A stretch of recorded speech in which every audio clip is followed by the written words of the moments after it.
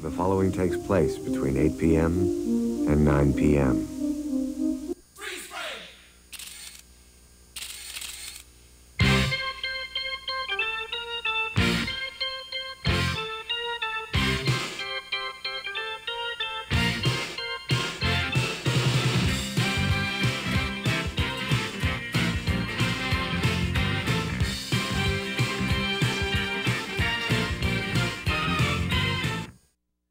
Hello once again, everybody. Welcome to a very special edition of Time Out for Sports Talk here on the Belmont Media Center's channels, all of them. We welcome you to our special live show here on Monday night, January the 30th, 2012. It is our Super Bowl preview. It's a special one, of course, because the Patriots are in the Super Bowl for the seventh time overall, but actually the sixth time since we started doing the show. And, of course, our very first show we ever did was a Super Bowl preview 18 years ago. And so here we are once again to bring you another special edition. We're going 90 minutes tonight, so we hope you will stay with us for the whole thing. And we welcome your phone calls at 617-484-2443, 617-484-2443. And as you can see, there is room, if we go back to that shot for a quick sec, there is room for a fourth hat here, right here, and hopefully the Patriots will get the Super Bowl and we can add on to the championship hats that you see here on the set. Anyway, I'm Todd Bloniarz, and of course joined for many of these years on the anniversary, and happy anniversary, Howie McClellan in the co-pilot's chair. What do you get for 18 years? Diamonds, emeralds? I was just going to say that the show now can legally vote. Yeah, there you go. So, well, I was laughing. I was just looking at this thing, going, "Boy, I've seen every one of these Super Bowls." Yep. You know. Okay. I go back to number one. Do you actually remember the first one really vividly? Like I remember watching it. You can remember sitting there watching it and going, "Who were you rooting for in that one?" Who knows? Back then, I was 7 years old. I don't. All right. Well, I didn't have team affiliation back then. Do you remember which of the two, two networks were broadcasting that first Super Bowl, right? NBC and CBS? Yeah, I think so. Back Both in the of old them, days. Yep. Well, always good to have you here, Howie, especially here on this anniversary ride, special Patriots ride. And, of course, joining us tonight, Steve Conley from Conley's Pub and Grill on 164 Belmont Street in Watertown. And, Steve, we welcome you, and we thank you very much for the pregame spread. Really felt like the game should be starting any minute now. We were tailgating before the game, before the show. Absolutely. It was good. My pleasure to bring the food down. Thank you for inviting me here to Belmont's first and only live all-sports talk show.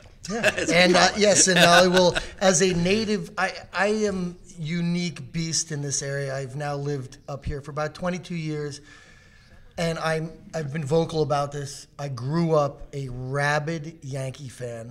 Sorry, Howie. And a rabid Giants fan. But I've changed. I've been up here long enough. I love the Pats. I love the Sox. I'm not a Yankee hater.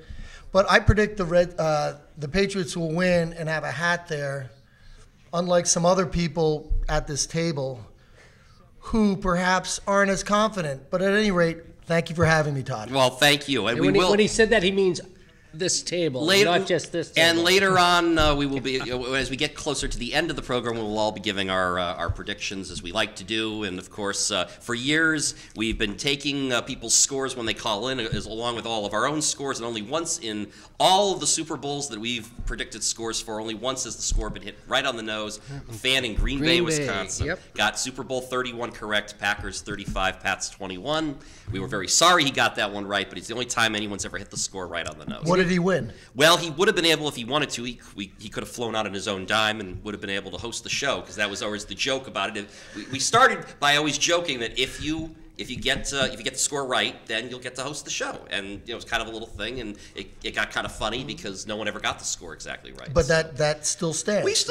We're keeping it. Yeah, we're definitely keeping it. There's no question about that. So and you get to decide who's on your panel. Okay, it's getting better every minute. There you go. So, no, I think instead of waiting until the end of the show, we should show the scores now, just so certain people can see what the real fans are saying. I think we should wait until the end of the show. See, this is why I was hoping to wait, and you guys weren't going to know anything before. You're sort of letting. We like to tease. It's broadcasting, Howie. We like to tease things. We like to want people to stay tuned so they can find out just exactly what we predicted. And we'll take everyone else's predictions as they call in tonight. We hope to have some fun guests on. And as a twist, one of the things we always like to do is, Howie, this, of course, we've always called a sports bar in an opposing city of, the Patriots' opponent for the Super Bowl, and, we get their opinion, kind of get the opposite take on things, but this year the twist is that Steve Conley, of course, is the owner and purveyor of his own sports bar establishment. So we asked Steve to try to supply us with some hardcore Giants fans. Guess what? There are none at Conley's. But there are none. But so you had to dig into the relatives. Yes, some other family. Yep. Right? And you go. What's the Mason-Dixon line they call today in the Globe? Plainsville, Piscataway, New Jersey. Yeah, yeah. So it's Connecticut. East Connecticut. Oh, right. Okay. So, we'll see. Maybe some rabid fans will call with their very strong opinions. Yes, well, that would be good. We do like to get the opposing viewpoints here. Before we actually start breaking down the Super Bowl itself, let's, and of course, as we mentioned, there we go. There's the 3 Super Bowls for the Pats, and we're hoping that they get a chance to add on. But before we do that, actually, one of the things I wanted to do is kind of take a look back, and we'll talk about the AFC Championship game. I thought you were going to do some Red Sox talk.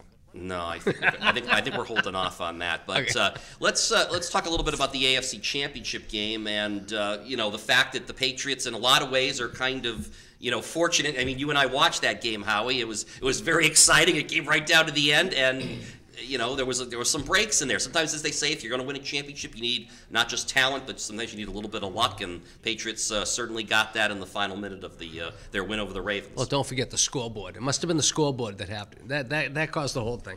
I mean, that was so ridiculous to bring that up. To even think of that. Those are losers' comments. Yeah, you're an infielder. You should know if there's 1 out or 2 outs during the game. I mean, you should know what the count is if you're at the plate, and you should know what down it is if you're a football player and you might be going in to kick the ball.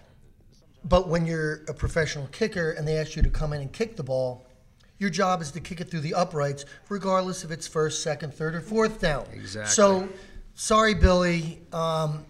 You may have had a point, and he may have been correct.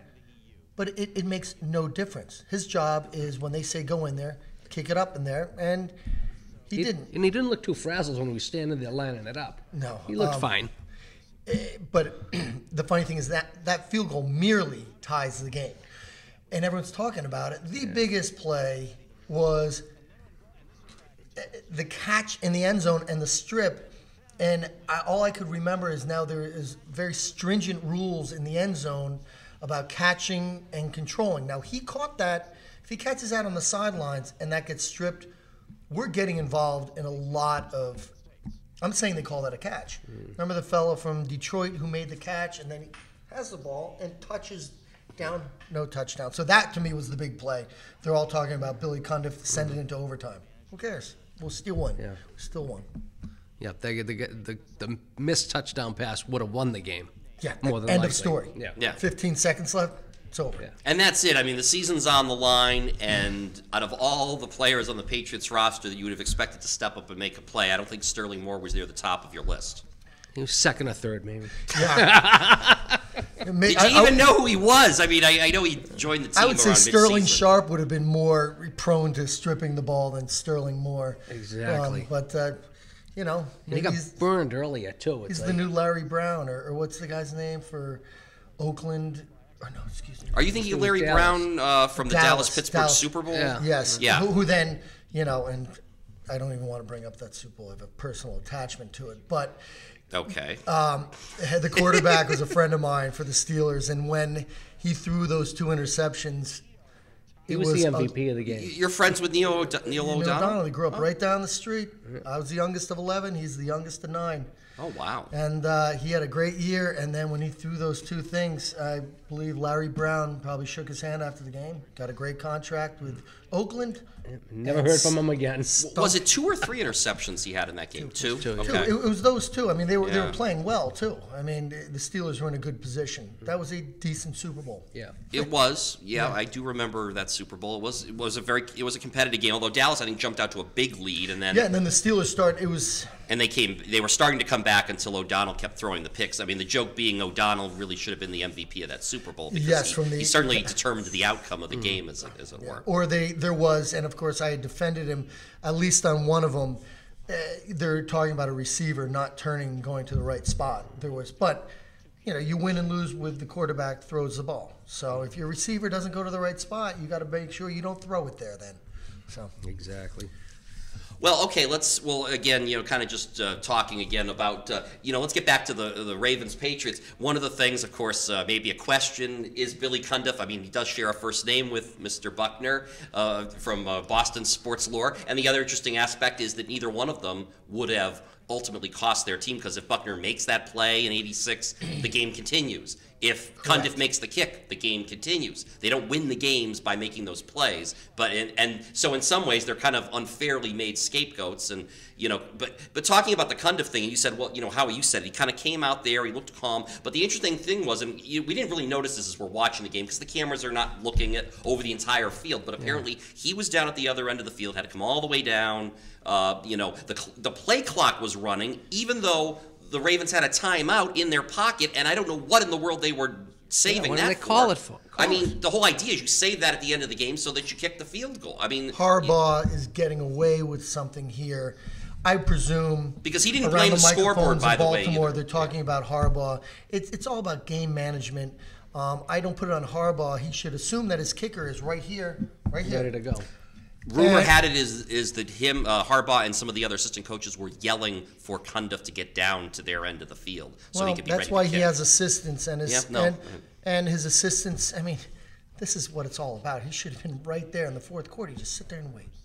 So. Yeah, but even more the reason, if the coaches are over there yelling for him, say, no, he's not ready, they know he's not in position, they're yelling, why don't they say, all right, timeout, come on, whoa, come on, all right, let's regroup, guys. Because he kicked that, he attempted that kick with, 1 second on the play clock. Yeah. So if they had tried, so in the end, it kind of did feel a little bit rushed for them. There is that even though it's a chip shot field goal. Icing, so let's say they call a timeout and he misses it.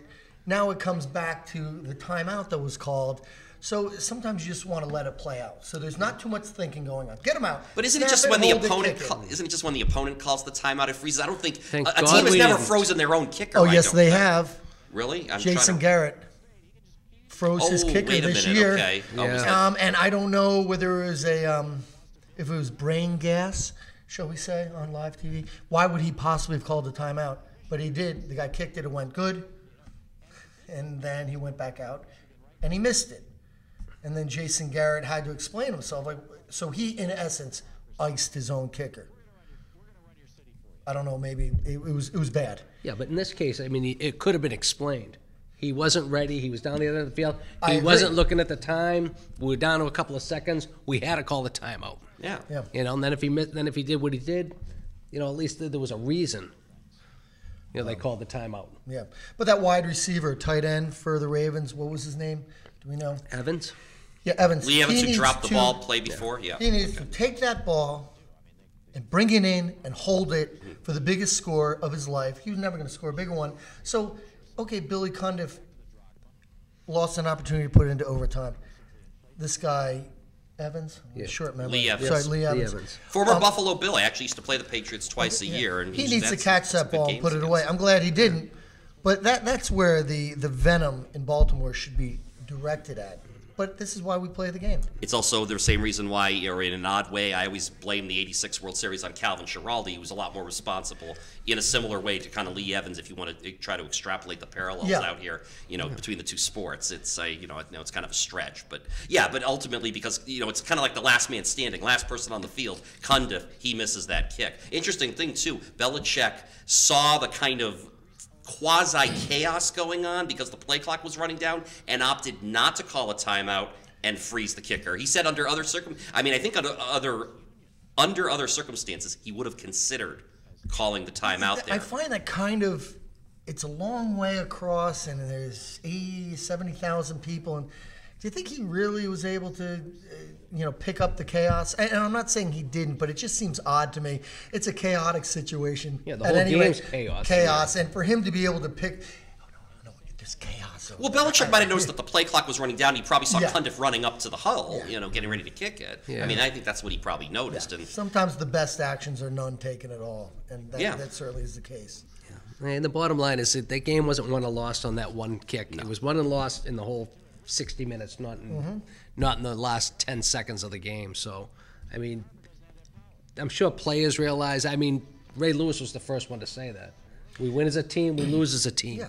I mean, and that's the way it should be. Of course, the media wants to find a dartboard to throw things at and Sells create papers. stories. And yeah, exactly. That's Puts what that people comes on the down internet. I don't know what they do now. to. Yeah, but- surprised the guy hasn't had his house burnt down yeah. yet. Who was that wild thing? Mitch Williams from Philly. yeah. He was another, and he had threats on his house. I forget. I'm segueing over to baseball, but he You're was talking another. about I think the '93 World Series against Toronto. Yeah, when there was that one game, it was like 15-14 or something. I think Williams actually blew that game or something. So a good thing this wasn't a soccer match down in South America. They would have he'd be strung the dead. guy up. Oh, Yeah. absolutely. Well- Or they would have stoned him in the parking lot. Yeah. Yeah, no, I mean, Seriously, they would have. They've done that It's stuff happened. before. They killed like a goalie on the Colombian national team or something. He let a ball go through, and they killed him coming off the bus. well, what if the game had been played in Baltimore, too? He never would have got off the field. Right. You know. Who's to say? That happened. There's Brought him down to another. the Chesapeake Bay and loaded him up with I don't know. He would sleep crabs or with the something. stone crabs. Yeah, exactly. But you talked about the fact that, how you said it, the game wasn't decided on the Evans drop with 15 seconds. It wasn't decided on the Cundiff miss. It really came down to earlier in the game. And, in fact, what it really also came down to and kind of got lost in all the talk was all year, I think, you heard a lot of folks out there saying, not necessarily us, but, the Patriots couldn't win a game 23-20 because that would take a defensive stand. It would take several defensive stands, coming up with big plays over and over. And as we saw in that game, Howie, which is certainly a far cry from a lot of the regular season games, they came to play defense, and that's what ultimately won the game for him because Brady was not, on one of his Brady games. No, Vince Wilfork was immense. He was Superman. Literally and figuratively. Yes. And he has been all season. You don't even, for a nose tackle, you'd think you'd have to really know a lot about football to be able to see the intricacies of how good someone is at that position. Boy, he's good. I mean, if you don't know anything about football, all you have to do is watch him. He moves people, he tackles, he wraps, he brings them down, and he does it again and again. He stays on the field. Kind of like Albert Hainsworth. Used to be. Yeah, Seriously, how he correct. used to be. Yes, that's in it. Tennessee, that's where he got his name. But Yep. I mean, Wilfork, you look at his size, you see what he does. It's like, how is this guy on the field? But I guess as the long as he essence of is. that position is kind of that size. But to be, I would get tired after one play. And he's 350 pounds. Boy, is he good. I think you're giving him a little credit there at 350. Okay. Anyway, the number is 617-484-2443. We're all set. We don't have anybody on the phone right now, do we? We do have someone on the phone. Is this our guest? Or we had a guest scheduled. I'm sorry. Never mind. Yes, I see. The prompter is working. Yeah. What's not working I is should have looked in the prompter. Todd is not working, but the Okay, prompter I am is. not. I usually am. I'm not. Okay, let's go to the phones, and we will talk to Jeff in Cambridge, who I believe has some company over there. Hello, welcome to Time Out for Sports Talk. Hello. Are they still on the phone? Get him on speaker. We line one. Hello, can you hear us? Let's go to line one. Hello, you're on Time Out for Sports Talk. Let's try that one. Oh, hey, there we go. And who is this we're speaking to? Is this Matisse? Oh, this is Jules. Okay.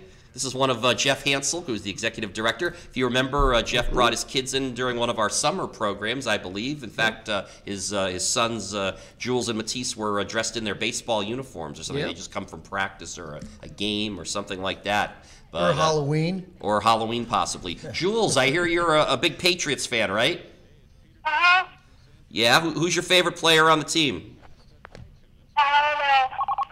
Okay. Okay. Well, did you watch the game? Did you watch the Patriots beat the Ravens?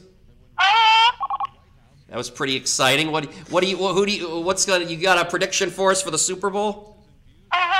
It's 38 to 35. 38-35. Wow, Jules wants a shootout. Patriots? No. Yeah, and the Patriots. Okay. You must have the over on the game too, then. Yeah, Jules, you want to put your brother on the phone, or? He's saying the Giants will win 38-35. What? Oh, he did. Jules said the Giants were going to win. Okay. Change the locks on the door. Wow. Yeah, I don't know. Jules, why are you a Giants fan? I thought you liked the Patriots. I don't like the Giants. Oh, he likes the Giants. Okay. He said that himself. He was like, doing bad and Okay. Should we talk to your brother there? You want to put him on? Maybe he can make a prediction for us. Are they still on the phone? Hell, I think we may have lost them. So we will say Someone's goodbye cut the lines for in the the moment. house. Anyway, 6. Yes, that's very His possible. brother hung up on him. Yes, Jules and Matisse. Well, then again, at least he's leaning the same way as one of our panelists. Yes. Correct. Yes. Okay. We will have predictions. We'll have our own personal predictions coming up later in the program. But okay, so we obviously kind of wrapping up the AFC Championship game, though. I mean, it's safe to say they're in. We're glad they're. I mean, this is a different feeling. 4 years ago, they were rolling through everybody, and at the end, even in the playoffs, they were kind of struggling to keep going. But it was a different sort of feeling here. I mean, personally, Howie, does this team even compare in any way to that team from 4 years ago? No, And certainly, people are drawing comparisons only because it's the same matchup in the big game. This team, the Giants got a better defensive line. The Giants get better receivers. The Giants get better defensive backs. I mean, the Giants, if anything, everything you read, the Giants should be wiping them up. But they're not gonna. Okay, but there's certain things. The quarterback play has obviously been, the gap has shortened. But who has the best quarterback? The Patriots. Yes, but and that's very who's important. got better receivers? The Great Gazoo has better receivers. Yeah. 'Cause that's what he looks like with that helmet. The Okay, Great but Gazoo. who's his target? Howie, is that you been like that? Yeah, the Great Gazoo. But who is Brady's main target? Who's his main receiving target? GRONK-OW-SKI? That's it. He's the best player on the field. I mean, he's the guy. Yeah, unfortunately, he's Hernandez? not 100% right now. We're gonna go. Sprained ankle, 2 weeks. Guess what? Apparently, Jules' brother Matisse has got on Called back? hold of the phone. Yeah, they reconnected the wires. Matisse, hello. Welcome to Time Out for Sports Talk. Hi. Now, why your brother picked the Giants? Are you picking the Patriots in the Super Bowl? Hello. We lost the call again. Brother just knocked him out. All right. Yep, I think something happened there. All right. Well, we're going to hang up again. Maybe we will reconnect. Sorry for the problems.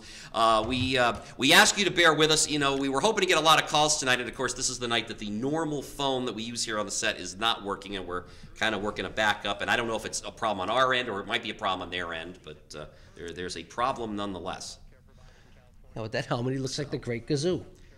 No, I see that. All right. Well, let's. I guess we will officially here move on to who has a better kicker? I just want to go. Who has? You want to run down position by position? No, not here? position by position, but when we talk about Billy Cundiff in a position to do this and do that, these games are determined. Let's talk about Adam Vinatieri. I mean, these games are determined by kickers. And this Gotskowski guy, if I pronounce that properly, Steven he's money. Gostowski. Yes. He's money. This guy's good. And so when we talk about they have a better defensive line, that's very important. Secondary, very important. But we got the quarterback. We got a better kicker. They got a better running game. And we got the Gronk. So that's it. They get a better running game, too. They do.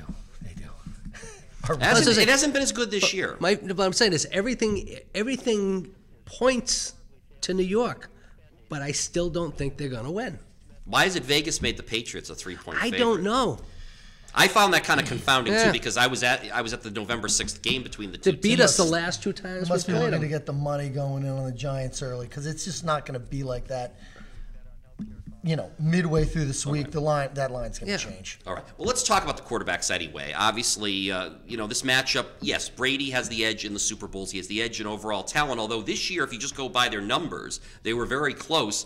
Brady obviously threw for about 5,200 yards, and Eli Manning threw for almost 5,000 himself. Manning, obviously we know Brady's probably been playing with a chip on his shoulder ever since he came back from the knee injury, and and he thinks he needs to prove something to himself, or that he can win another Super Bowl. Yeah, he does. Post the surgery, and obviously coming up short, of the undefeated season and all of that. But Eli Manning, you could also argue he's probably been playing with a chip on his shoulder all year as well. The fact maybe that his brother Peyton hasn't played all year, I don't know if that's helped. But the other thing is that at the beginning of the year there were interviews and there was comments that supposedly Eli Manning was not an elite quarterback. Then he goes out, throws for almost 5,000 yards, leads the league in fourth quarter touchdown passes, leads the league in come from behind victories.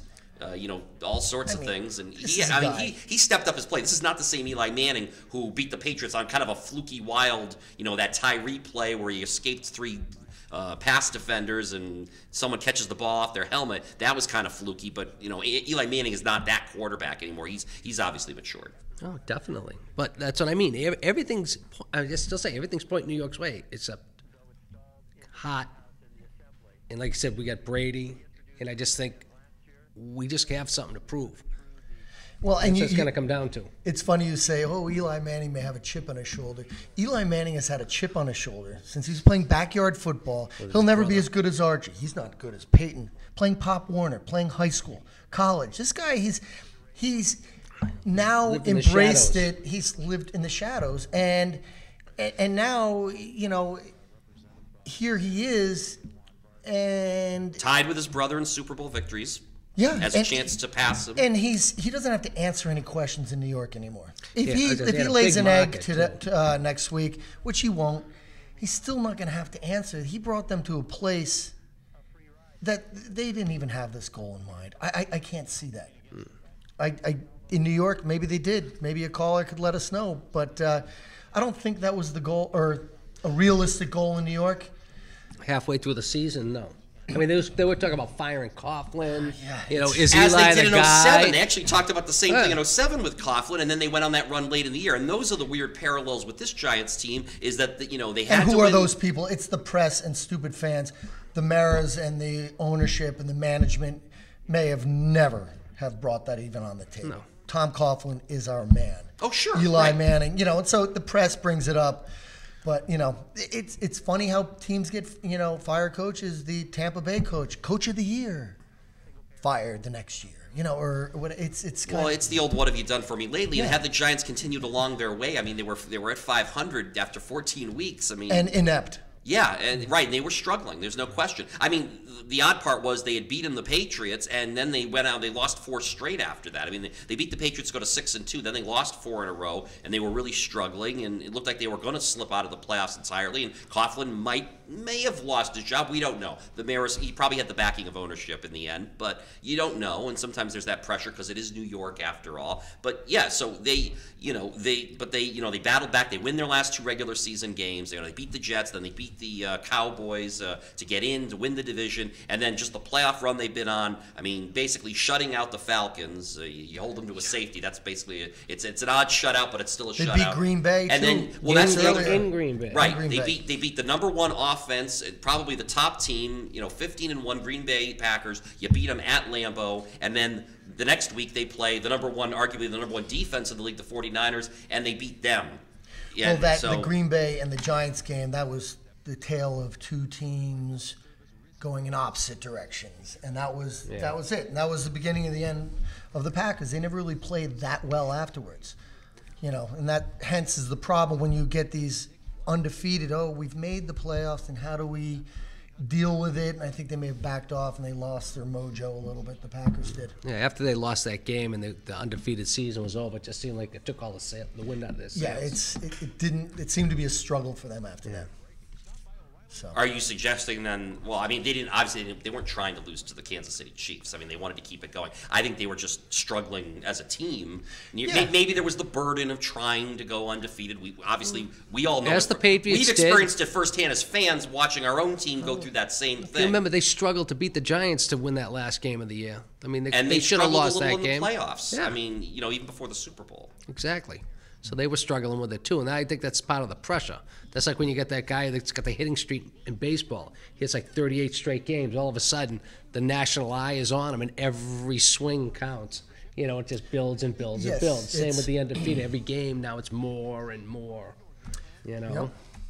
So I thought losing early might help them though. If they'd say, all right, that's over with now, let's continue on.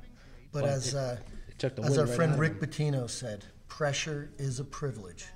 So I just like throwing. Well, how that out. freaky is it too that the Giants? Was that after the dinner? What, late night at the restaurant? Yeah. Okay, I'm not sure. It's kind of freaky to think, though. 4 years ago, Giants, like you said, Howie, the Patriots beat the Giants on the last week of the regular season. It was 38-35. They struggled, but they won the game. And then, of course, they meet in the Super Bowl. The result's different.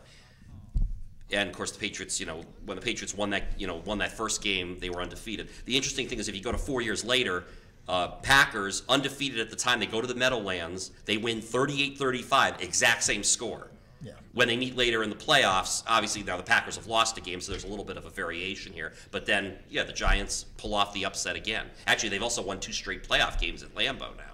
You go back to 2007, they won the NFC Championship game. Yeah. And then, of course, the other thing is, 4 years ago, they win in Lambeau in overtime to get to the Super Bowl. They beat San Fran on the road in overtime on a field goal. I mean, there are just so many parallels, the way the Giants have moved along in this postseason run, too. And the fact that they're playing their best football now just as they were 4 years ago at the end of the season. Yeah, in the same parallel is we beat them during the regular season, they beat us in the Super Bowl. They beat us in the regular season, so if we keep the parallels going, then Sure, well, we should beat them in the Super Bowl. Yeah, definitely. I mean, I think the thing we all agree with, and I think this is, again, we're not going to give our scores right now, but we all think this is going to be a close game. I mean, Patriots and Giants are very evenly matched. You guys have been kind of running through some of the matchups of positions. I mean, even quarterbacks. I mean, they're pretty much. I mean, you go run down the board. I mean, they're pretty much. I think it's. I say they're even coaches, coach-wise. Well, there you go. I mean, well, it's. Well, they're both curmudgeons. They both came got from the an same incredible tree. sense of humor. Seem like really fun, happy-go-lucky people. Exactly. Would you say, though, that Belichick is a bit relaxed? I mean, Belichick is, he certainly seemed relaxed this week, having, come So into didn't Coughlin. I Indianapolis. was watching his press conference today. Yeah, I mean, Well, they both won. They're both Super Bowl winning coaches, so. it's the nature of the beast. I mean, it's how a coach behaves at this level. It really is. Yeah, I mean, it's... We're going to go for the phones at 617-484-2443. We're going to hold our breath and hope that maybe we can connect with this person. Understand I believe this we one. have Kathleen on the line. Kathleen, good evening. Welcome to Time Out for Sports Talk. We hope that you can hear us. Hi, I can hear you. Hi, Kathleen. Yes, welcome to the show. Thank you for calling. Hello? Did we lose another call? Again, this is our phone issues. Are you still there, Kathleen? Hello? Yeah. Oh, I she- am originally from New Jersey. Hello, Kathleen? We're having trouble hearing you here. I'm sorry. I'm originally from New Jersey. You are originally from, is this one of, did Steve help us get this call? Is this the assist to Steve Conley here? Oh, I know Steve. You know Steve, okay. Yes, I do. And I'm also from New Jersey. But the question I have for the boys is, Victor Cruz, another New Jersey native, how do the Patriots defend it? That's a great question. I think we heard that Victor Cruz, UMass graduate, UMass Amherst. I believe, I don't know, take a bat to his knees before the game. I was going to say jump him before the game and put him in a closet, tie him up. Yeah, I get a hold of Tanya Harding and figure out how do they defend this guy. I mean, he's come out of, you could say come out of nowhere, but he fits perfectly into their system. And once there becomes a relationship with a quarterback and wide receiver, that's what's happening there. He's the go-to guy. He runs his routes knowing that they're going to get him the ball, and I bet you it helps running those routes a little bit. So It's going to take a team effort to stop him. That's the only way they're going to do it. Not one guy's going to stop him. It's all going to be a scheme. I mean, it seems like Cruz came out of nowhere. I believe it was Nix who got hurt early. He was injured early in the season that allowed Cruz to step in and play. Cruz actually led in the November matchup between the Pats and Giants. Cruz actually led the Giants with 6 catches for 91 yards. in that game, and he's been one of their, I mean, since he kind of blasted onto the scene around mid-season, he's just been on an absolute tear, and teams have had trouble defending him, and I think certainly that's going to be a problem for the Patriots because, you know, we sort of got that mix and match secondary. Who's going to cover him? I think there were some rumors. Well, I guess Manningham said he'd be the slot guy, and he was kind of joking, oh, I hope Julian Edelman's out there playing. I think ultimately you probably would see maybe a Kyle Arrington possibly on Cruz, or it could perhaps Antoine Molden. I don't. It's going to depend too if McCourty actually plays cornerback or safety. So maybe you'll see Hernandez on him. Aaron Hernandez on defense. Yeah, sure. Why not? Or Troy Brown. Troy Brown is looking. You know, they got him ready to go. Yeah. But he's going to be a tough matchup. I think all receivers on all Patriot defensive backs create matchup difficulties. And that's the reality. We know that. But they just have to make plays. That's what it's all about, making plays. Yeah, all disguise in the defense. I'm going to break down the fourth wall here. Words to the control room. The phone says low battery on it. And, in fact, of course, as perfect timing would go, we actually have someone else waiting on the line as well. Kathleen, before we let you go, would you like to give us a score of the game? Kathleen is no longer on the phone. She is, okay, sorry we lost you there, Kathleen. Okay, we're going to go back to the phone lines, and hopefully this is going to work again. We're going to try one more time with all these phone problems. We're talking to Eric Friends, who actually has written about, has been writing about the Patriots all season on BleacherReport.com. Eric, good evening. Eric Wemple he was talking to? Can we hear him, or we're having some big feedback problems there again. What Eric is this calling? This is Eric Friends from BleacherReport.com calling if we can hear him. I don't know. We're still having problems hearing him. Eric, can you hear us? We do apologize for the phone problems. We cannot hear you. I don't know if you can hear us at all. I'm from Washington, D.C., so I don't write for Bleacher Report. Oh, I'm sorry. This is not. Okay, my bad. All right. This is actually a different Eric. That's why Steve Conley was asking. Steve, you had a friend Eric who was calling in tonight? Is that? Well, I mean, frankly, I would use that term friend slightly loosely. But, Eric, can you give us some background? You've been a Jets fan for a while? I was never, I've been a Giants fan my entire life, probably since, the years, the real sort of like years in the desert there from the late. Okay, well then this is, we mentioned before Steve was going to help us get a diehard Giants fan on the phone with us. So Eric, welcome. What are your thoughts overall on the Giants through the postseason run? And I guess since I don't know how long this phone line's going to hold out, maybe we should just cut right to the chase and give us your thoughts on the game coming up in Indianapolis this Sunday. And in fact, I knew I was kind of not liking it. I think we lost. Oh, you know what happened? Remember when I said low battery on the phone out here? We're using a backup phone this evening, and now the backup battery is dead. So, well, there you go. You know, I find it highly ironic that every show, every time we're out here, we beg for calls, we plead for calls, we ask people to call, and nobody ever calls. And that's when we have a working phone. And you know, we what end up gets just cut down grows up stronger. No, we just end up going. If no one's going to call, that's fine. We'll sit here and we'll talk. And you know what? We managed to fill the show just fine. Now tonight, you're kind of hoping to get some calls, but the main phone's not working. We have a backup phone with a dead battery, and so now can they text us? We're going to try on the computer. Can they send us? We can't because this is not hooked up to the internet. So that is not an answer either. We're going to try this one more time. I don't know who we're talking to, but let's.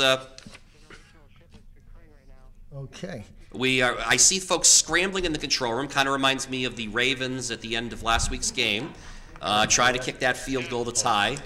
And I don't know. I see sort of the BMC equivalent to Billy Cundiff in there. No, I don't. I'm kidding. Wow. I'm kidding. We love our crew. They work very hard, and we can't help it when there are mechanical problems, as is the case. The phone is officially dead. I don't see anything. We have something on. The phone is not showing anything here. It's saying I don't have anything on the. Has the phone said that? Yes. Again, a word to the control room is that the phone is not giving anything. There's nothing on the indicator screen. What? He has another line. Another line. Okay, we're going to try to go to line 2. Let's see how this works. Oh, okay. All right. Yeah, we can. You know, you can break down the fourth wall if you want. There, I don't have a problem with that. Anyway, let's. Are we actually going to talk to said caller now? What's the plan? Yes, go. Okay. So I don't know who this is. Could you please state your name and where you're calling from? Can you hear him? Oh, we can, Okay, the problem is that they cannot hear us, so we're trying to sort of, we've got the tin cans and the string set up here in an attempt to have them hear us and we hear them, and they're not hearing us at all right now, which is a big problem. That's why they are not responding. This is going to be a memorable Super Bowl party. Yeah.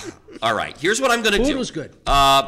Okay, well, we're gonna put the phone down for the moment, and we're gonna continue on our discussion here. So, unfortunate. what were we talking about? We were talking about Victor Cruz, weren't we? We're actually talking about the Giants receivers. This is I think one of the very key matchups to this game because, Howie, as you said, it looks like on paper the Giants have an edge. I would tend to agree. I mean, Nix, Manningham, and Cruz have all had great years. They are all very athletic. They're big receivers who can catch the ball. And then you look at some of the secondary guys that on the Patriots side that they're going to be matched up with. And for the Patriots secondary, this is the biggest test by far they have had to go with all season. And most of them are just a little taller than I am, for crying out loud.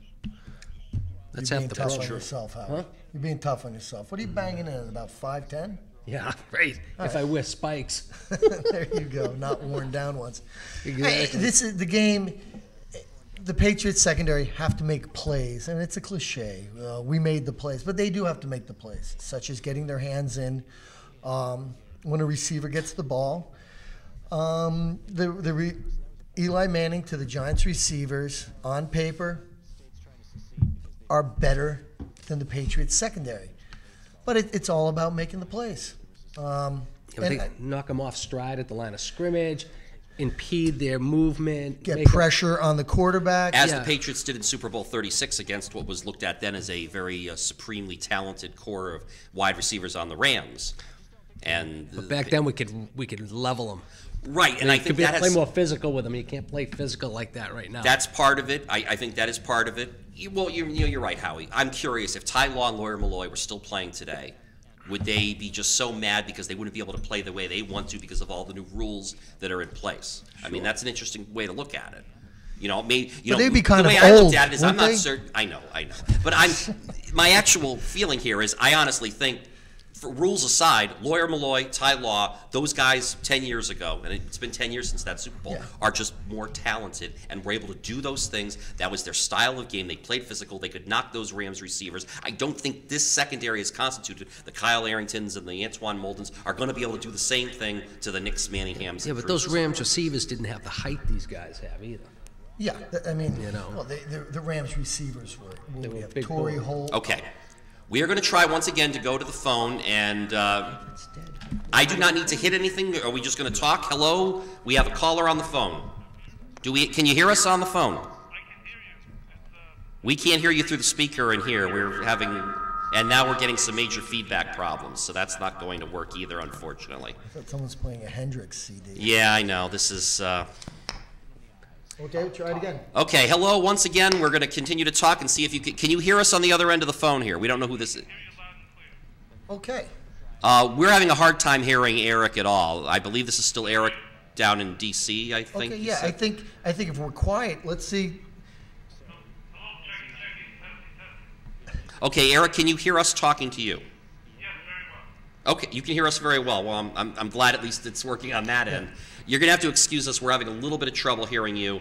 We're probably going to have to keep this call short. Eric, why don't you give us you're a diehard Giants fan. Give us your thoughts on the matchup coming up in Indianapolis this Sunday. I think that both of the defenses here, if either of them reverts to mid-season form, it could be a blowout. I think that both the Pats and the Giants have had patches this year where especially in the secondary, where teams have been able to pass on them. If Tom Brady comes up early and rattles the Giants secondary, it's be a really, really long evening for the Giants. I think that the reverse holds true as well. So I think that this could be a game that's won in the first quarter, if you understand what I mean.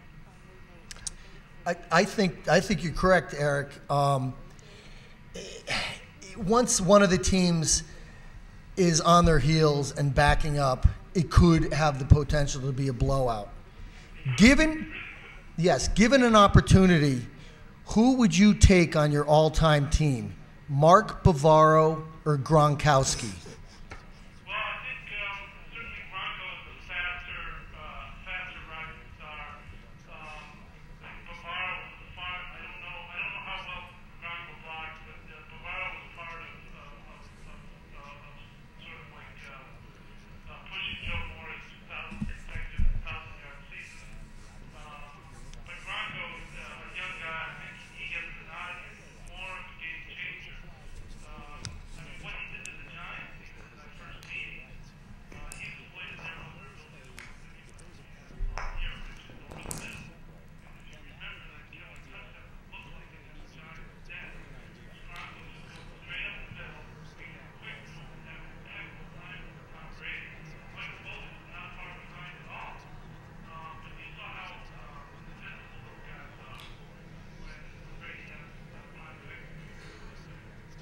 I agree. Yeah, I hope those of you watching us live are hearing Eric a little better than we are. We're kind of struggling to hear him, but Eric, we want to thank you for calling us. Before you go, would you like to give us your prediction on the game, a score of the game, perhaps? Patriots. Wait a minute, did you say the Patriots 41-10? Eric, you're a diehard Giants fan, right? I know, but you know, the decades of pessimism are building in me. I started watching this in 1969. Okay. So, I mean, the decades of pessimism. So, this look, if the Giants defense is secondary aggressive out early, it'll be awful. Now, how's his ankle right now? How's Bronco's ankle? Well, we don't have any official word on that, but that I think is going to be a key factor to this game. Eric, I'm still amazed that your team pulled off the upset, maybe the greatest upset in all of NFL history 4 years ago, and you're looking at this matchup and not liking the Giants at all. And the Giants are probably a better team than they were 4 years ago. Don't you think that swing thing they got to take care of it? Yeah, Most of us here do. I'm sorry. We may have to let you go. Apologies. I know Eric could hear us loud and clear. I also hope all of you watching us could hear Eric loud and clear. But we have to apologize because we were having a lot of problems hearing him. Eric, thanks for taking time out to. That's a toll call from Washington, isn't it? He doesn't have unlimited cell minutes or I don't something? think so. He's a little too cheap for that. But thanks, Wemps. You're a good man. Now, wait a minute, though. We wanted someone who's like a diehard Giants fan to give us a Giants slant, and then he says Patriots 41-10? You know what's funny, Todd? Or Howie? What? He reminds me of someone at this table who's a diehard fan but's picking the other team. Yeah. But not this particular slab of wood. And I... Okay. We want to separate ourselves here. Yeah, but I think it's one thing to say it's going to be a close competitive game and you think it might go the other way against your team. He, as a diehard Giants fan, is saying that his team is going to lose badly. Yeah, really badly. That's like saying, you know what that is? You know what this is? Eric is 1979 Red Sox up to like 04. That's what he is. After he watched the 78 playoff game, and he's convinced, my team will never win. Now, wait a minute. 4 years ago, the Giants, like I said, they had the greatest upset in the history of the NFL, unless you want to count the Jets in 69 beating the Colts. That was the biggest one. I know you remember watching Patriots that game, over the Rams? That one is also up there. Yeah. But obviously, given what the history the Patriots were trying to accomplish in 2007, I mean, what the Giants were able to do certainly has to rank up there. If it's not number one, you can certainly, put it up there with a couple of others, and we can debate about that as well. But the point is, I mean, he should be, an optimistic fan. He's and an honest fan. How about the way the Giants have been playing all through these playoffs? Yeah, I mean, he's leery of Brady, and rightfully. Okay. And that's fair enough. That's certainly fair enough. But he also brought up Gronkowski, and why don't we talk about that too? Because to me, this is a major X factor. You can see the way his ankle. Well, you probably can't see it at home because unless you can really zoom in on your PC or whatever, or you have like a really large screen television. But you saw the replays, and Gronkowski's ankle did not look pretty the way it bent over. But he did come back, did he not? He did. Which is did not catch a pass, but he was in, I guess, on field goal And he coverage. looked good walking off the plane yesterday. There was no limp. But he's wearing a boot. Yeah, but still. Wearing a boot, I just think, is it a high ankle sprain? According to Gordy Gronkowski, his father, if you believe him, because obviously Gordy did not consult with Bill Belichick and keep his mouth shut. Correct. He went right out there and said, yes, my son has a high ankle sprain.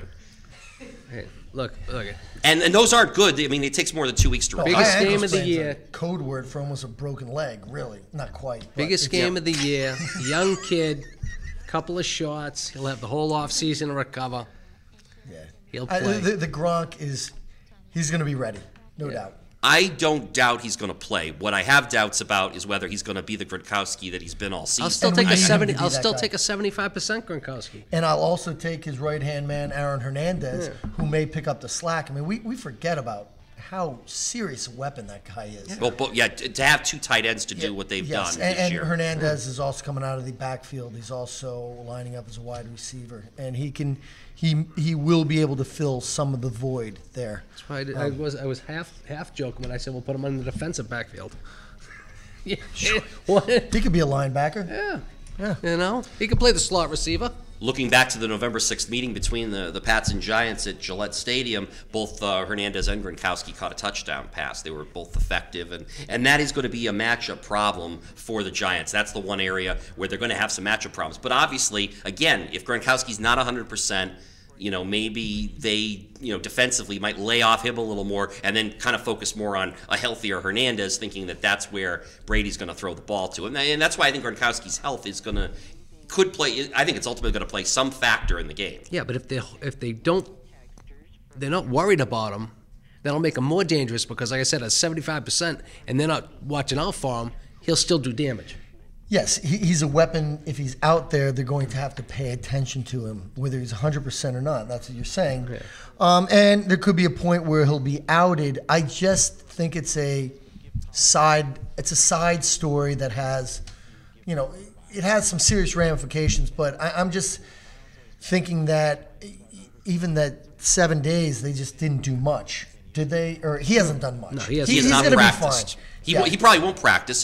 He won't practice all this week either. They'll just go with him at game time. Like I say, they'll tape it up, strap it up, whatever they got to do. Let's face it, it's the end of the season. It's not like he needs the conditioning. No. Right now, he just needs the rest. Yeah, and He doesn't need to know the plays. He already knows the plays. And the adrenaline is a factor. Yep. So Sure. And I will give you all that, but also if he's running early in the game and takes the wrong step or something, all of a sudden all that adrenaline can go for naught. Yes, he could tweak it again and start to feel it even after if it's as bad as like strapped it up. Roethlisberger's was, which was, just I couldn't believe he was out there playing a few weeks before the end of the season, and even up to the very end of the season, he just wasn't the quarterback, and that's why I don't want to say I'm glad the Patriots are in it, but the Steelers. The fact that they got knocked off. Roethlisberger was not the quarterback. He is a get out of the pocket and then make a play quarterback. But once with the high ankle sprain, he was just rendered nothing more than just a run-of-the-mill quarterback. So if this ankle sprain is anything like Roethlisberger's, yes, the Gronk will have trouble. So Nah, he'll be there. Yeah. No, I will give you. Yeah, I mean, when you say he's going to be there, yes, I agree. No, he's gonna play. When I said no, I'm saying he's going to be there. You're saying he's going to be a factor. Yes. He'll be his usual grunky self. Yep. For lack of a better term. Well, I hope so. He because said 2 weeks off, and he's young. Yeah. And I think it was actually, I did hear this story over the last couple of days. Supposedly, I guess either back in junior high or high school, Gronkowski had an ankle injury or something, or it was either knee or ankle. They put him in a brace, and they said he was going to have to, or a boot, and they said he was going to have to stay in it for like 6 weeks, and he was, I guess, healed in 2. So, we call him a freak. He plays like a freak. He may be physically a freak. He feels as like a well. freak. He may very well be. It may, and if that's the case, great. That's great news for the Patriots because to tell you the truth, they're going to need, Gronkowski as close to 100% as possible because he is a huge factor in their offense. You talk about the 3 receivers of the Giants. Well, obviously for the Patriots, it's Brady, it's the tight ends. Both those guys have to be healthy and effective for the Patriots to get their offense going. Statistically record-breaking year. Now, if he does not have a statistically record-breaking year, the Pats aren't where they are. I mean, that's it. So a lot is hinged on him, and it's going to be interesting. The OCHO factor. Ooh, or lack thereof. Ocho Stinko. No, Well, I don't actually this is- have a picture of this is- Ocho. This is gonna be. He's gonna make all his money in this one game. So you think he's going to? Well, of course. Remember, he wasn't gonna suit up? activated. Especially he if- was not activated yeah. for the AFC Championship game. But you're saying he will be activated for the Super Bowl I'm hoping he is He's a big game player. because I think, especially if based on what? How many big games has he played in? He's actually won, and it's in a week and a half. Oh, especially That's why he's a big game player.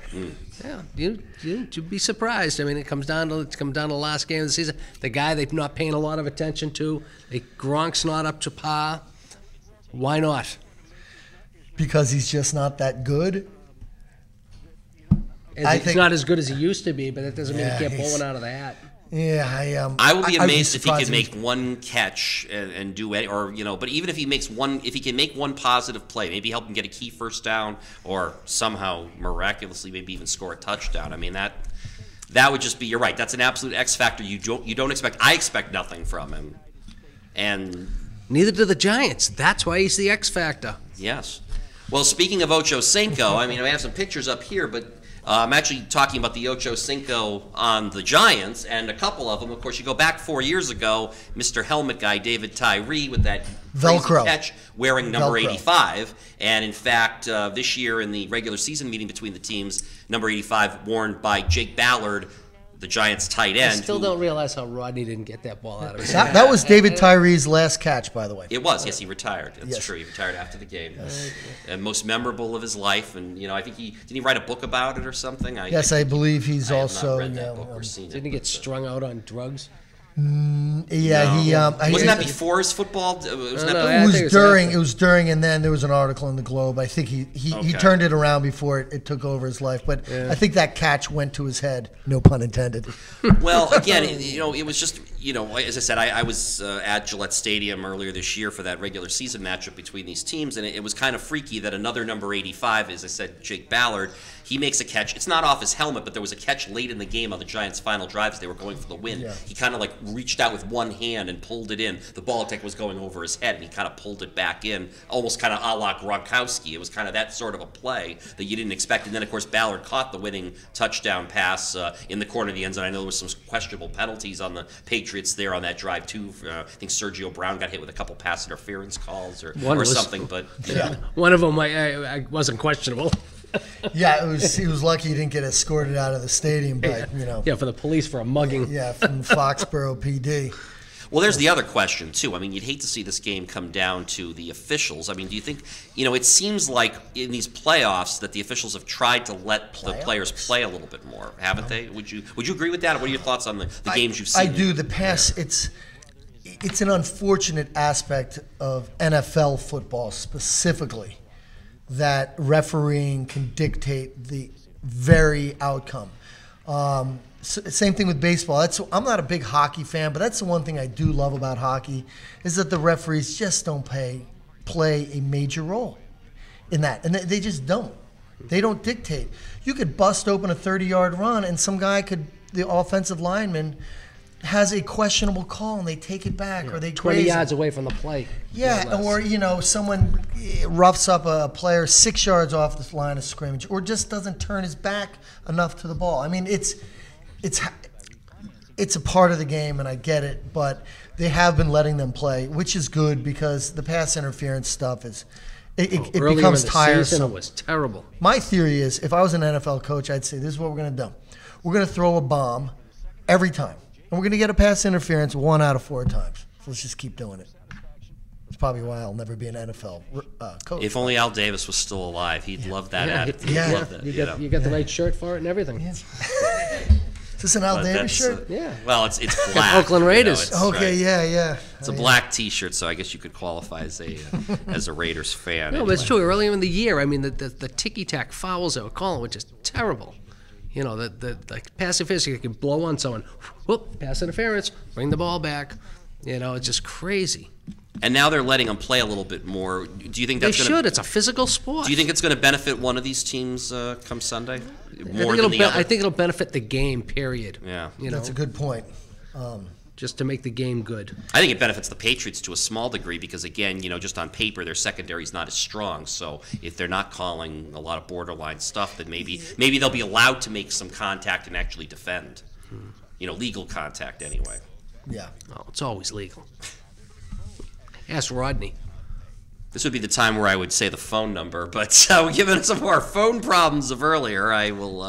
I kind of hesitate to say it, but I'll throw. What the heck? 617-484-2443. We can always try one more time anyway if somebody that worked wants a to little bit. call in. It was like an exercise in us keeping our mouths shut for a while, which is difficult for me. Don't get me wrong. So it was like listening in, but it can work, but it's hard to get a dialogue. Well, we can't. Right, and we apologize again for the phone problems. If you want to try to call, more power to you, and we thank you. I think Todd set this up this way so he doesn't have to lose hosting the show if someone gets the score right. Yeah, or they could they could storm the Bastille and come right in and take my seat here for a little bit. Yeah, have a live audience. That's what we should do.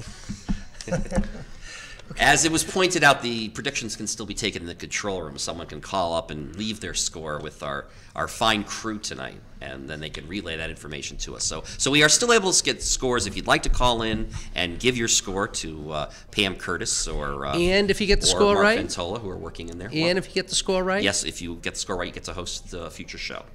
So, and if they do get the score right, do they have the right to refuse to host the show?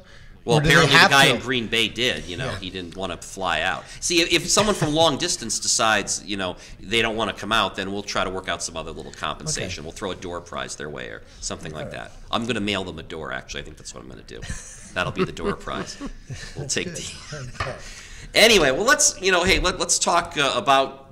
We haven't really talked enough yet about the Patriots and about, the major components on the Patriots side going into this Super Bowl, what they have going for them, the constants we've seen over the last 10 years. I still can't believe it's been 10 years since this whole run began. But, it comes down to Brady and Belichick, and what these guys have done over the last 10 years is remarkable. And here they are now for the 5th time going back to a Super Bowl together. Brady matching John Elway as the only quarterback to take his team to 5 Super Bowls. That's incredible enough right there. I mean, that's just... And the funny thing, Elway, it took him a while, didn't it? And then once he got rolling. First 3. Lost his first 3. Right. Yeah, I think it was 3 and 4 years, too. It was like late 80s, early 90s, and then it wasn't until like the mid to late 90s that he got back with Terrell Davis, and then they won the back-to-back. That was actually right after the Packers beat the Patriots in Super Bowl 31. Okay. Mm-hmm. So. And then you always got Jim Kelly, who was in 4. But that's the thing. See, this is but Howie. That's the incredible thing. Jim Kelly went to 4, but he lost all 4. Terry Bradshaw also went to 4, won all 4. But and even Joe Montana, he went to 4 and also 4-0. Fran Tarkington, how many? I think he only went to 3. I think they had another. He and Bud Grant were just a nice quality. They lost 4 Super Bowls, here. but didn't Joe Cap lose the other Super Bowl? You may be older than me, Todd. Well, Howie would remember that more than any of us. Yes, Joe Cap did lose. There you go. See. Howie's our official fact checker of Super Bowls 1 through for 10, ancient, 15. of the early ancient games. Okay, yeah. Back when the leather helmets. Yes, no face masks. No, but back on the frozen tundra when they played on grass, and real men played football in the dirt. Giants played at Yankee Stadium. I know you and your Howie. Howie loves the dirt. He loved the fact that the NFC Championship game, and in fact, the San Francisco 49ers actually hosted 2 playoff games playing at venerable old Candlestick Park with that old grass and that dirt kicking up and everything. Mud, yep. None of this artificial blades of grass stuff, synthetic grass. I want to see dirt on their helmets, not little rubber pellets. But those almost look like dirt from a distance if you're far enough away. Well, not with your TV and the amazing high def that it provides. You can definitely tell the difference. They're big rubber pellets. Crisp, clear rubber pellets. But there you go. No, I mean, but Brady. We talk about the legacy and everything. I mean, how much do you think he's really thinking about this and how important it is? I mean, he's 34 now. I don't think he's thinking about the history. I don't think he's thinking about I think he's just thinking about winning the game. A quarterback does not become successful with a mindset like that. He may be pretty boy, globe travel in the off season, but he's a football player. He doesn't worry about his legacy. He worries about practicing, executing, and winning games. And he knows that it's all going to fall into place. If he worried about his legacy, that would take away from being an effective practice player and a game player and a teammate. So here's a guy that everything just falls into place for people who just do the right things. And he's that guy. I think the word was, and I compartmentalize his life, and he's done it perfectly. He has a different life outside the normal football guy. He is have you ever been on the Mass Pike heading west and you're leaving Boston and you look up and there's Tom up in that building with the Uggs on? I'm just like, I see Uggs and I'm kind of like, ugh. I mean, really, Tom? But that's just I missed that. Sorry. Oh, you haven't seen that? I have It's not- a a billboard billboard painted on or put up. It's huge. I heard about in the AFC Championship game, was it Suggs versus Uggs kind of a thing with Terrell Suggs, the Ravens T-Sizzle? pass rusher? I'm just glad that he cut his hair. Yeah, I agree. But when push comes to shove, Tom is a man's man, and that's what I like about him. Yeah, I'm a Brady guy. Yeah, he doesn't think about anything like that. He just thinks about what he needs to do to win the game. Yeah, How about and it- whatever happens okay. after that? Whatever happens. Like I said, it just falls into place. That's why he has a legacy. Yeah. Do you think, though, that perhaps he might actually, The great if Kazoo. nothing else, do you think I know he's not thinking about a legacy, but is he maybe thinking about, I think he said it during some of the press conferences. It's great to be back in the Super Bowl again because you don't know how often you're going to get here. I think after 2007, they kind of thought that, that was sort of the resurgence. They were going to keep getting back regularly. And of course, Brady's been through that knee injury, too, where, he might have thought his career was over. I mean, those things have got to be at least in the back of his mind. And thinking this could be his last trip to a Super Bowl anyway. Forget about the whole number of wins. But, The he window doesn't is know how shutting. many times he's going to be back. I mean, he knows that the window's closing. So that's just a dose of reality. And to even get into any of these things, Super Bowls, there's so many lucky things along the way that have to happen, and he knows that. And to be there 5 times, it takes skill and a few scoops of luck too. I mean, of course, this could be his last one. Just like any person who would go to their first Super Bowl. So I take advantage of this. This may very well be the last one I ever get to. Yeah. Think of how many Super Bowls have there been, and only 2 guys have ever gone 5 times. I mean, and there's been a lot of great quarterbacks in those games.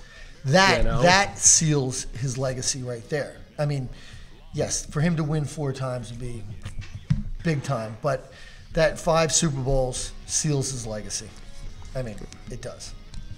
All right. Well, speaking again of legacies, let's turn to the coach, Bill Belichick. Has this been one of his best coaching jobs this year when you look at the fact that, they've gotten by at times this year with the likes of Sterling Moore and Julian Edelman and Matthew Slater back there in that secondary? Almost reminds you a little bit of 2004 with Troy Brown and Earthwind Moreland and, playing at cornerback. Is it, can we look at this season and just say, as far as Belichick's concerned, it really is one of the better coaching jobs he's done? I mean, he seems to like this team a lot more than some of his other teams, even based on that 2009 documentary when he wasn't all that crazy about the team 2 years ago. I think it's as good as some of his ones. Would I call it his best?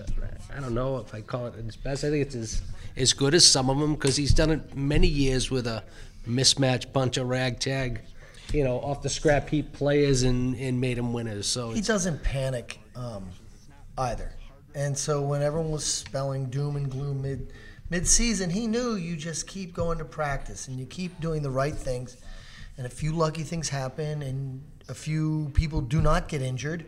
That's a huge part of it. That's a big The part things of it. will fall into place. Now, he seems happier with his team. This could be a byproduct of him being a little more seasoned, and also knowing that it's great to be serious, but sometimes you just have to loosen up a smidgen. And maybe he's loosening up a little bit. He knows that this isn't going to keep going, and you have to enjoy certain things. Flying into Indy, being lighthearted. That's the time where you relax and play with the press and smile and pat the players on the shoulder. And then you have practice. And as the week gets closer, then you go back to the way you are as a coach.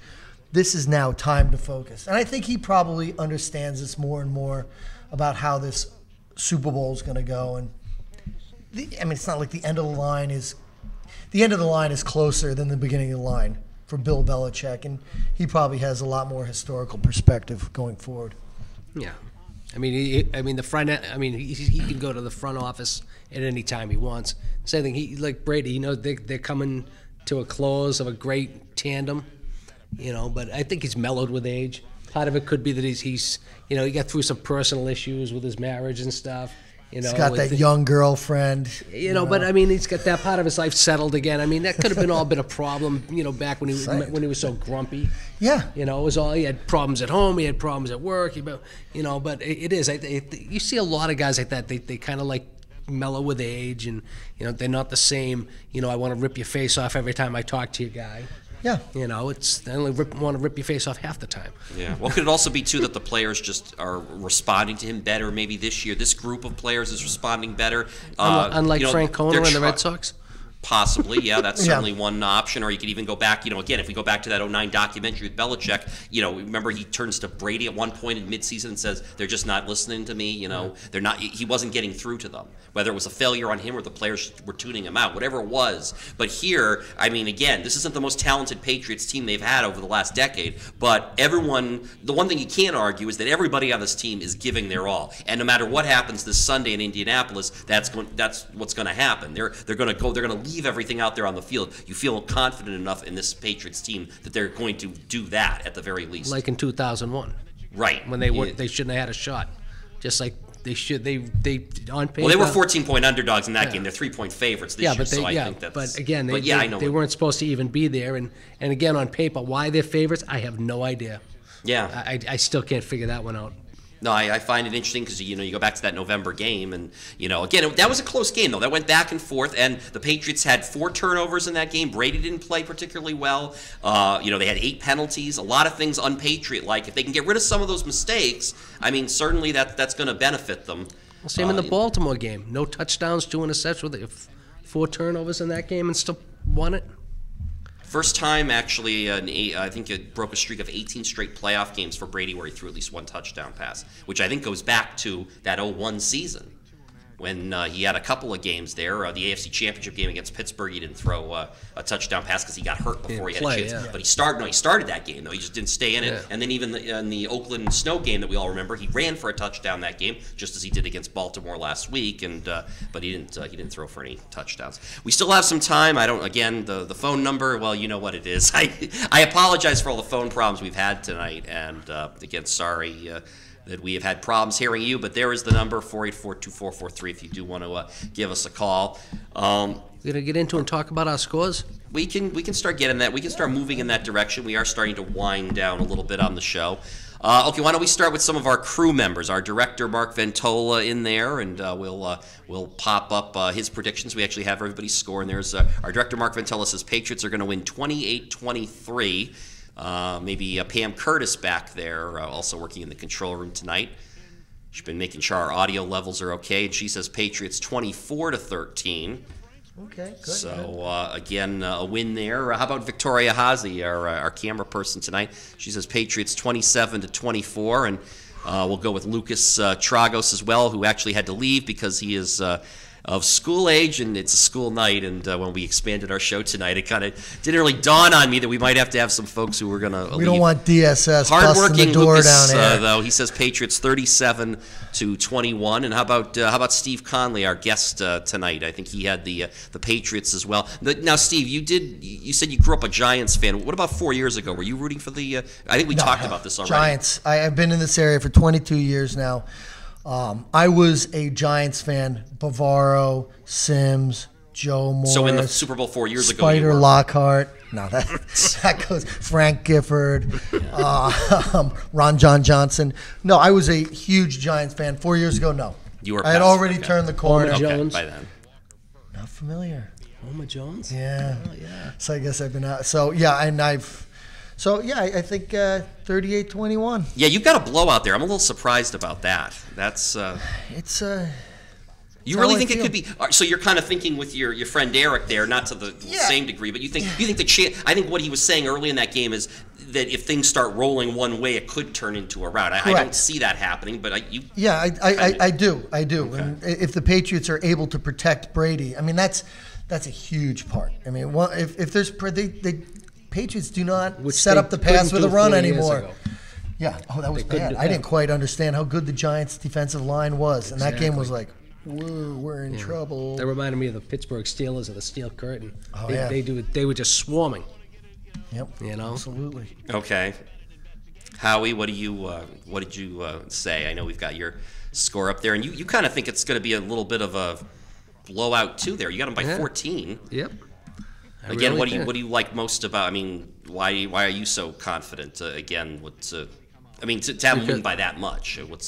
Because it's just supposed to be. Okay. There's no other reason. It's just supposed to be. It's just everything that's gone on this year, everything that's gone on with beating Baltimore, what happened 4 years ago, the whole thing with Myra Kraft, the season. It's just meant to be. But didn't you also tell me before the show you pulled out a Ouija board and That just too. tried to figure that out? And that's how you kind of came up too. Yes. Yeah.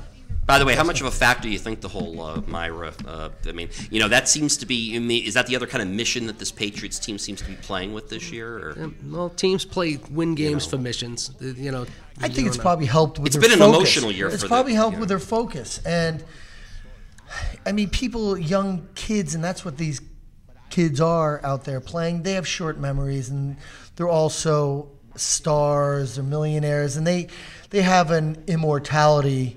So they probably can't. I think the Myra Kraft thing, it's a nice story, and I think it at times can focus the team in certain points when Bob Kraft maybe come down to the field years back. Now there's the owner, there's the guy who cuts the check. Now there's the owner, look at him. Look what he's done for us, which they should say every day they pick up their checks. Yeah. But he's kept everything. The season together. Yes, he's everything a owner should be, everything a man should be, from what I've gathered. I've never met the guy, and so I think when his presence is around, that's what does it. But I think really for young players, they don't get any of this ultimately as you get older and you start understanding that the show doesn't go on forever. It's a 21-year-old football player. They get enough older guys though to let them know that though. Yeah. Yep. That's what keeps them in check. And I think the one thing that just amazes me, sadly we didn't realize this until Myra passed, but it does seem like a lot of these players were, sincerely touched by her. She'd be down there, sometimes around, before games, I guess she'd come by. Look at the little ritual that Vince Wilfork does. He used to, kiss Myra on the cheek before every game, and Robert, and now he kisses Robert Kraft twice on the, once for Myra too. So, and you hear, we've even kind of heard some of the sound bites of Wilfork at the podium talking about Myra Kraft, and it seems very heartfelt and sincere how much she meant to a player like him. And I think a lot of these veteran players who had a chance to have contact with her at one point or another, and that's the thing. It is Robert. Robert Kraft owns the Patriots, but Myra Kraft certainly had more of a thumbprint on that team than you'd believe, and of course that's the reason why they're wearing a patch to honor her memory and everything she's done, and obviously her her the picture they had commissioned to be made, and that just showed how much they all were together on this. Yeah, I think it's obvious. Bob Kraft he's set set financially and all this stuff. This is real for him. This is and the players feel it really feels like it's a family thing. It really does. Can we at least show Todd's score before we go to the Actually, phone? not yet. Don't show my score yet because we're actually going to go to the phone. We'll get my score in. Don't worry. We're actually going to talk to Steve Conley's brother. What's your brother's name? Arthur, but he goes by AJ. AJ. What line is it?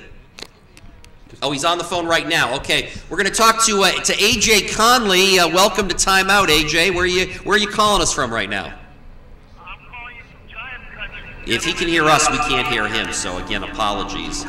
We're not hearing him at all. I see them in the booth. There, maybe we can get him on the speaker. AJ, can you hear us? I can hear you guys. Can you hear me? Tommy, can you hear me? We can't. Unfortunately, we can't hear AJ in here. So.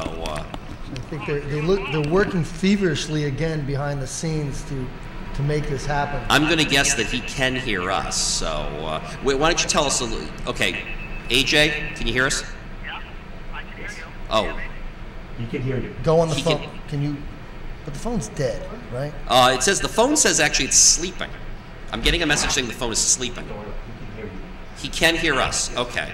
All right. Well, that's okay. Why don't you tell us a little bit about your brother? This is kind of a strange situation. This is a strange situation because it's like if he can hear us, So don't say anything. Well, no, you probably wouldn't want to say something Everything bad about him, everything he's I've dropped. said about him negatively, I did about 20 years ago. But maybe perhaps we can get him his audio at some point. But he is a avid and rabid Giant fan. Does he still live down in Jersey? Or? He is in Connecticut. He got a pay raise and moved out of state. But he still has his roots on the Jersey side. And he has, I think he may have even gone to the last Super Bowl. What's in Arizona? Correct. Okay. And he's been, so it would be nice to hear what he has to say. Well, we do know his score, and in fact, he's actually predicting a repeat of the November 6th game at Foxborough. He says Giants 24, Patriots 20. That was the exact score of that game. Really? So he likes them to win by the same score again. I don't think any team's ever won by the same score twice in the same season. This says here Giants 17, New England 14. So either your notes are wrong. No. The game this year, the regular season I thought you were game. talking That's about the that Super Super Bowl. Bowl. No. I was talking about he's saying that for the second time this year, the Giants are going to win 24-20, as they did at Foxborough back on November the 6th. Okay. Well, all right. Yes, they've been. I have not been stalling, but I know Howie wants the score up. But as the score goes up, I do want to say this is my prediction. First of all, I just want to say for the record, I'm wearing a Patriots tie. I am a rabid Patriots fan. I used to have season tickets to the Patriots. I have met Robert Kraft. He's a very nice guy. The day I met him, I actually thanked him for saving the New England Patriots franchise so it would not move to St. Louis. He's and I did all stabbing those him in the things. back for this game. And I believe the Patriots can win this game if a lot of breaks go their way. I think it's going to be a very close game. However, in the end, I don't have a great feeling, and that's why I'm predicting that score as it is. So it's a historical timeout moment. All the times we've been making, we've been here predicting Patriots Super Bowls. I have never picked against the Patriots. I don't have a great feeling about this game. I hope I am wrong. I want to be wrong in the worst way, but there's something about this matchup, talking about the fact the Giants have broken the Patriots' streaks many times. 4 years ago, they snapped an 18-game win streak. When they came into Foxborough in November, they snapped a couple of different win streaks. I think there was a long streak of never losing at home to an NFC opponent. Brady had a long home winning streak in the regular season, not the playoffs. And the Giants snapped all those streaks. the Giants are streak busters when it comes to the Patriots. This is the one team they don't want to face. I don't, JPP, Jason, Pierre-Paul, And Mary. OC, what? Yeah, I call him Jason OC Pierre-Paul and Murray. Mary. I mean, all these guys. I mean, Oh, that the front studs. four, the pass rush, I mean, that's a tough matchup. The offensive line is going to really have a hard time of it. And again, the secondary of the Patriots against those Giants wide receivers. There's just certain matchups I don't like here for the Patriots. I'm saying it's going to be a very close game, but in the end, I think the Giants are going to pull it out. Also, if Eli gets the ball on the final drive with the season he's had, and even based on previous history, if you want to throw that in too, if the Patriots leave him time, Eli will burn them. Streaks are made to be broken. Absolutely. And I hope I'm wrong. I want to be wrong, but I'm just Howie, it's kind of cold out there. Going Where by. do you think Todd hung up his turncoat when he came in? I don't know. I'm sorry. I guess you know what. I'm trying to look at the game objectively, and this is my get it, feeling. Man, But, you're in the belly of the beast here. You're I know. the main man behind the mic. You can't turn your back on the squad. But you're I'm not like turning it my is. back. I'm This going way, to root for the. All I know is it's going to be an See, I interesting knew show this, next month. I knew this was going to be the reaction. Is AJ still? I'm going to try talking. AJ can probably hear us, and AJ probably would like to get a shot in on me or maybe not because I'm picking his. He probably wants to invite you down to his house. He probably Have does. cocktails AJ, can kind you of hear thing. us at all? He probably can. We cannot. We still cannot hear AJ, however. Can you hear me?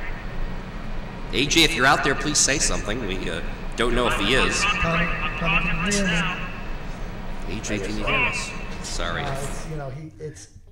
I went through his agent to get him to make this call. And, AJ, through no fault of your own, we're having some phone problems, and we apologize for that. I'm glad you can hear us, and you can actually watch our live stream as well on BelmontMedia.org. Don't forget, you can always check the live stream there. You And can call after the show, and you can talk to your new Giant friend, Todd. I knew I was going to take heat for this, and that's fine. I'm just, as I said, I wish I had a better feeling about this game. Maybe part of it is I'm being clouded by the fact I was at the game in Foxborough earlier this year, and the way that ended, it was just, We watched the game. Were you clouded and you watched the game? Not at all. No, me either. Clouded. No. Or maybe there was a different vibe in the air there than, I don't know. And the loss might have seemed worse there than there. So, Howie, you have no fears about the Giants' pass rush. You have Drinking no the fears Kool-Aid. about the Giants' wide receivers. I didn't say I didn't have any fear. Okay, I well, just, that's all I I'm just think saying. that I just think that we will find a way to neutralize them. Okay, and I hope you're right. I hope that's the case. I want you to be right. I'm actually pulling for you. I'm pulling for your pick. I want you to. I want them to win by 14 points. I'd like to be able to watch that game in a relaxed state in the fourth I'm quarter. pulling for Victoria's pick because if she hosts the show, she said you can't be on. By the way, for the official record, my mom, who I love dearly, is a big Patriots fan. She can never watch the games because she gets too nervous. At least I watch the games. I bet she picked the Patriots. She probably is, but she's not going to watch the game, especially if it's close. Doomsday is coming their way. Where's that? AJ says Doomsday is coming their way. Is coming Patriots way. I don't know what they mean by that. Is that an Armageddon kind of? Is he referring to Adam Doomsday, our technical director? Sorry, a little pun there. Adam Dusenberry, our technical director, is helping out tonight in the control room. But Doomsday, I think what AJ was probably trying to say is that yes, he's saying. Although obviously AJ only says that the Giants are going to win by 4 points, so he thinks it's going to be a close game too. I think it's going to be a close game. It could be one of the greatest Super Bowls ever. Although certainly I'm not going to think of it that way if the Patriots fall short, but of their goal. Yeah, but you'll be walking around saying, "I told you so." I don't want to be right. Again, you guys don't seem to understand. The last thing I'm going to do, if that's the actual score, even if the Giants win next month, I'm not going to come out here and gloat. I'm just going to say, unfortunately, my worst fears were confirmed. But if and when you're wrong, boy, you're going to take a lot of abuse from me next that's show. fine. Yeah, you keep it on, please. I'm welcoming it. I'm embracing it. I hope there's a chance to do it. I mean, I want you to. I definitely. How can you can't win with the Great Kazoo at quarterback? All right, Fred Flintstone. Where's Great Kazoo again? Let's put it up one more time. With that helmet, There the he Great is. Kazoo. I found this on the internet where you can find just about anything. Someone did a little photoshopping and they paid. I did Someone a search. else thought I looked wrote like the Eli Great Kazoo. Manning Great Kazoo, and I found this picture. Someone did this. That's what he looks like with Thank his you, helmet. Photoshop. The Great Kazoo. What was That helmet is Flintstones. extraordinarily big on him, isn't it? The Great Kazoo just wasn't on enough episodes. That always bothered me. I'm like, how come he's not on more? Shouldn't they have just spun It him was off? like Cousin Oliver and the Brady Bunch. He just wasn't on as much as But you know wanted. what, Steve? The show was called The Flintstones. Maybe they could have just spun off the Great Kazoo into his own program. Maybe that was the problem. He was so good, he needed his own show. He was the beginning for My Favorite Martian. Was he? Is that where they got it from? Sure. I don't. He was on before My Favorite Martian. No, My Favorite Martian was on after him. He was the. Oh right. That was the spin. Oh, so he was the inspiration. The inspiration. Ah, okay. Well, he does have an extraordinarily large helmet. I don't know. That's the biggest mystery. Why Eli's helmet is so much bigger than Because he's so everyone else's. cerebral. Maybe it's his head is small. He has a small head. Is that what it is? Oh, he could. Yeah, Smallish. A lot of padding. Well, all right. Well, other quick thoughts here. We'll throw some other bullet points out. I guess this has nothing to do with the Patriots or the Giants, but what about Madonna doing the Super Bowl halftime show? Thoughts on that? Could care less. They're running out of performers, aren't they? Isn't that the? Yeah, they're all like slowly dying or going to retirement homes. The one that I or rehabs. Correct. You know what? I loved Prince. Prince was really good. The Bruce thing, because I'm a Bruce purist, it just kind of cheapened the whole thing for me a little bit. The Who was like, I knew they were old, but wow. Well, there's only two of them now. Yes, well, correct. That's the other. Correct. As of this afternoon, we last checked. Who only knows? But like Madonna, there could be something like maybe a wardrobe malfunction or something. Well, really they're trying to go kissing with kind of a safe, women or but something. They're going with a safe bet. They're going with someone that most of the population knows. I think, and they're running out of those types of artists because I think they realize most of today's artists. Although oddly enough, you could just pick someone from American Idol because how many millions of people watch that show? They know who the artist was. I mean, I don't watch it, but you probably would get most of the population to say, "Oh, I recognize that singer." But I watch it. Tom Petty. Was he on it? Yeah. He was on it. But yeah, we're kind of running out of those guys. Tom Petty. John Mellencamp. He He'd be a performed good one. Free Falling at Super Bowl 42. Yep. Enough said. That was a bad omen. As soon as he started playing that song, Should have done I Won't I Back did not have a Down. good feeling for this. Exactly. And he didn't do that, and that's when I had a bad feeling about that game. I said, don't do Free Falling. Don't do it, Tom. Diva Tyree. You're killing me. Yeah. Oh, all right. But you guys, I'm impressed. the Patriots have, obviously Gronkowski's banged up. There's, I guess we'll just tell you when our next show is.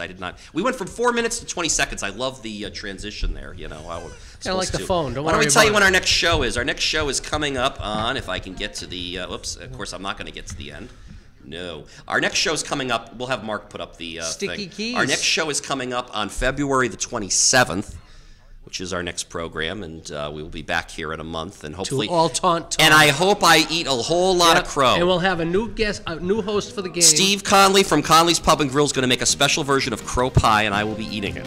Absolutely, but if you just want good pizza and steak tips and some nice beverages, go to Conley's Pub and Grill, 164 Belmont Street, Watertown. Howie, thank you as always. Happy anniversary again. Yep. Thank you. Go Pats. Go Pats. See you. Good night.